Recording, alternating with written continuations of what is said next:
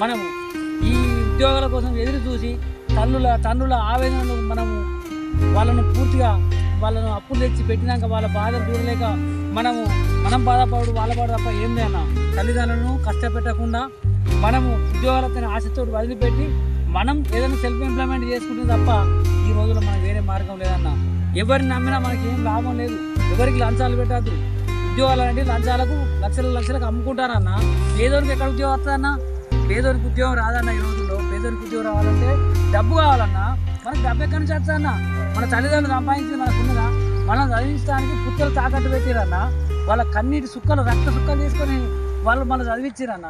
మన పిల్లలను మన తల్లిదండ్రులు ఎంతోగా వాళ్ళు అది చేసిరు. కానీ ఇవాళ మనకు ఉద్యోగాలు రాక పెళ్ళిళ్ళు కాక మన తల్లిదండ్రులు చివరకు వాళ్ళ మనోవేదన మనం గమనించలేమన్నా.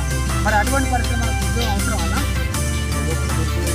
అందుకన్నా నేను ఉద్యోగాలను నమ్ముకునే కంటే ప్రభుత్వాలు నియమించే కంటే మనమే ఏదన్నా కొన్ని వందల మంది ఉపాధి కల్పించే వ్యవస్థ తయారు చేయాలన్న మనం. మరి అటువంటి వ్యవస్థను మనం ముందుకు పోవాలి. మన అందరం కూడా మళ్ళా సమాజంలో